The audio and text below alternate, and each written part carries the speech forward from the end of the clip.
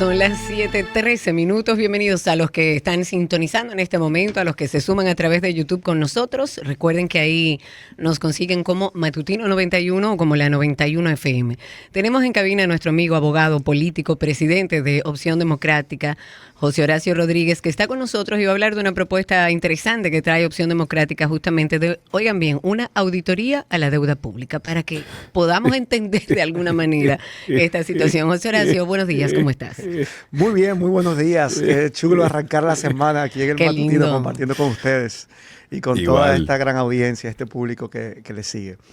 Bueno, no, sí, a raíz de que la semana pasada, luego de unas declaraciones del presidente de la República, que se refirió a la deuda pública. Sí, se armó un dime directo y uno en el medio sin entender qué es lo que está pasando. Exactamente, porque el presidente, sorprende un poco porque la verdad que los datos que dio no aguantan esa información no aguanta una auditoría a esa información. Claro. Donde el presidente decía que un 80% de lo que su gobierno ha tomado prestado ha sido para pagar deudas de gobiernos anteriores. Bueno. Y la verdad es que de los 5 años que el presidente de la República tiene ejerciendo esa función, 4 de ellos yo era diputado. Y como diputado de la República, todos esos préstamos pasan por nuestras manos.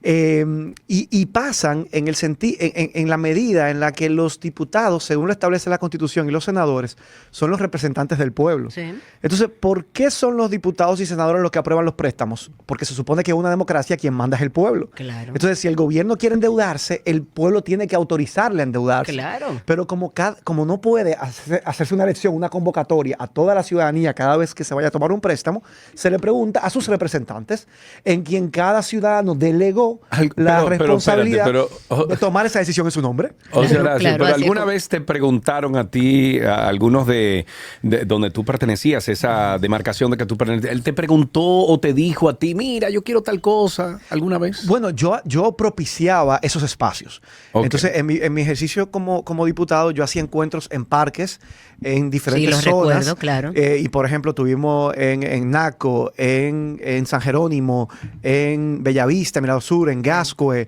en Los Praditos, o sea, yo en San Carlos, y yo cada 2 o 3 meses en mis redes publicaba todo el que quiera plantearme algo y además preguntarme, claro. Y yo también reportarle lo que se está discutiendo en este momento del Congreso. Tengo un espacio donde tú puedes ir y tener ese intercambio. Claro. Que eso sería maravilloso que fuera obligado para todos los que están debería ser obligado. De hecho, hay países en el que a los legisladores se le dan semanas sin trabajo congresual para que puedan hacer este trabajo que yo estoy explicando en sus comunidades. Claro. Entonces, por ejemplo, que me parece valiosísimo, porque lo que tú dices, esos son, ustedes son los que representan a esos ciudadanos. Entonces tú tienes que escuchar a esos ciudadanos. Y entonces, ¿qué yo hacía? Mira, en la agenda este mes del Congreso están estos temas. Me gustaría saber qué ustedes piensan sobre estos temas. Lo que yo pienso es esto, pero vamos a hacer un diálogo. Claro. Y eso es sumamente enriquecedor para que la democracia funcione mejor. Pero entonces vamos a los préstamos de nuevo. Yo fijé posición al llegar al Congreso de la República de que mientras el Congreso no fiscalizara la ejecución de esos préstamos que aprobaba, me iba a abstener o rechazar todo ese endeudamiento. Y nunca se hizo en 4 años. Y siempre lo exigía hasta mi último mes, ya incluso que sabía que salía del Congreso. Y tú siempre decías que no a cualquiera de esos. No voté en 4 años por ninguno de esos préstamos, pero sobre todo, ¿cuál era mi reclamo? Y fue una de mis reflexiones finales antes de salir de la Cámara.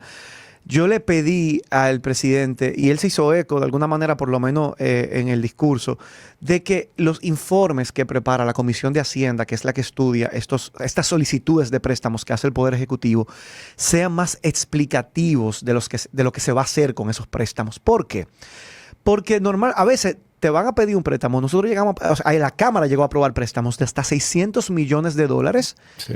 Y la justificación era un párrafo con 3 bullet points. Imposible. Explicando qué se iba a hacer con esos $600 millones. Imposible. Pero piensen que nosotros estamos hablando, esos son más de 30,000 millones de pesos. Sí, eso es el presupuesto de varios ministerios combinados en nuestro país. Y solamente te decía que lo que se iba a hacer, por ejemplo, la eficientización del servicio eléctrico.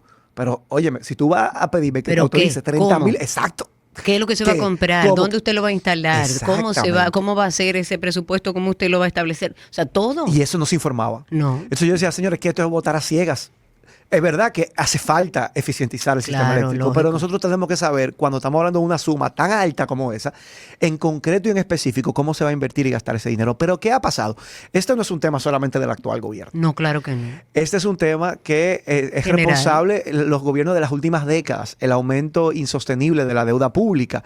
Entonces sí, el presidente hablaba que del 80%, eso no es verdad y es fácil de demostrar.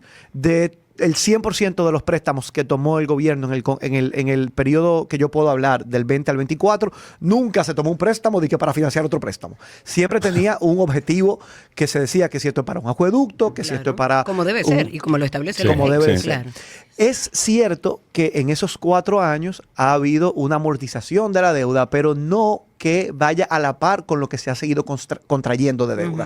Entonces, al final, si se analiza el balance, lo que se ha aportado al pago de la deuda en estos 5 años anda por los 17 mil millones de dólares, pero se han tomado 38 mil. Quiere decir que hay un balance neto de aumento de la deuda de más de 1.300 millones de dólares. Esos datos están ahí y son oficiales. Del Banco Central, de la Dirección General de Presupuesto, del Ministerio de Hacienda. El balance neto es que la deuda ha aumentado entre lo que se ha pagado y lo que se ha seguido contrayendo en un poquito más de 1.300 millones de dólares. Ese ha sido el aumento neto de la deuda en estos 5 años. Pero lo que sí es preocupante, que el presidente no destaca, pero que también de esa misma data oficial se puede extraer, es que por primera vez, y esto pasó a partir del COVID, eso hay que reconocerlo, yo pienso que el COVID provocó esto y no se ha podido todavía subsanar, y es que el gobierno se ha estado endeudando para incurrir en cubrir el gasto corriente, los gastos operativos del gobierno. El día a día. El día a día. Y esto en violación de la ley de crédito público. La ley de crédito público es la que regula cómo el gobierno se puede endeudar y establece límites y regulaciones. Y entre esos límites y regulaciones establece que el endeudamiento debe hacerse para obras de inversión de capital, no para cubrir gasto corriente. Se supone que, y el gasto corriente hasta el 2020 siempre había podido ser cubierto con lo que el gobierno recauda. Claro, que así es como debe ser. Como debe de ser, de manera ordinaria, a través de los impuestos. Pero ¿qué pasa? Desde el 2020 para acá, parte del gasto operativo y corriente del gobierno se está cubriendo con deuda, y eso sí es sumamente preocupante. Muy, muy peligroso. Sumamente peligroso para la sostenibilidad fiscal de la República Dominicana, y no vemos un plan por corregirlo, y se ha mantenido así durante los últimos 5 años. De hecho, ellos hablaban de un estado muy grande que evidentemente no están pudiendo sostener y que ha sido suficientemente grande como para tener que endeudarse para pagar. Entonces, hecho ese diagnóstico del estado actual de la deuda en términos sencillos y llanos, la propuesta nuestra, porque no se trata solamente de criticar. Hemos visto este cruce de críticas entre el gobierno, entre partidos que han gobernado antes, y que proponemos nosotros desde Opción Democrática una propuesta que se ha hecho en otros países y que ha dado grandes beneficios. Es verdad, aquí hay dudas, aquí hay incertidumbre, quién se deuda más que el otro. Vamos a hacer una auditoría de la deuda pública. Claro. ¿Qué implicaciones tendría una auditoría? Bueno, vamos a evaluar un ente independiente que permita ver cómo ha sido contratada esa deuda, si se ha hecho cumpliendo la normativa legal vigente en la República Dominicana. Ahí tenemos el precedente de la Sunlan, que fue una deuda que se descubrió que se contrató sin pasar por el Congreso Nacional, es decir, sin cumplir con nuestra propia norma interna. Entonces, cada uno de esos millones de dólares, porque la deuda suele ser en dólares, que se ha contraído como préstamo que tiene que pagar el pueblo dominicano, vamos a evaluar, uno, si se contrajo cumpliendo con la normativa legal del país, y dos, si se ejecutó y se aplicó y se invirtió en lo que se dijo que se iba a hacer. Claro. Porque si esos requisitos no se cumplieron, podemos estar ante deuda ilegítima. Y solamente una auditoría independiente puede determinar si existe deuda ilegítima.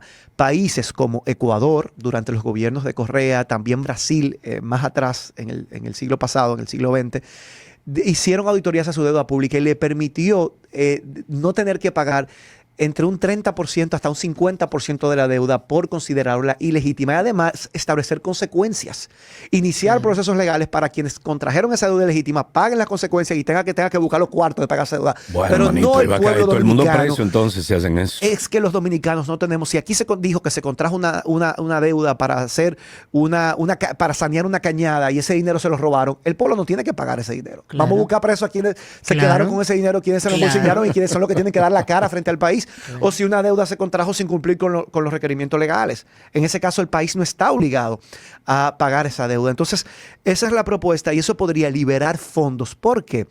porque hoy en día 1 de cada 5 pesos que ingresa al Estado Dominicano son para pagar los intereses de la deuda. Entonces eso es menos dinero que se puede invertir en salud para mejorar las condiciones de nuestros hospitales, en educación, en vivienda, en acceso al agua potable, en mejora de las condiciones de vida en sentido general que requiere inversión pública.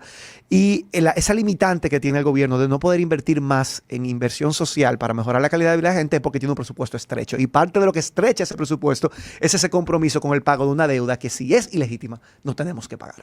Ahí José está la Horacio, propuesta. Ahí está la propuesta de Opción Democrática, que a mí me parece genial, porque además nos ayuda dentro del mismo proceso a educarnos, porque hay muchos dominicanos que dicen, debemos mucho dinero, tenemos mucha deuda, pero no entiende hacia adentro, porque el problema no es que tan grande sea nuestra deuda, sino qué es lo que estamos haciendo en el medio con ese dinero. Claro.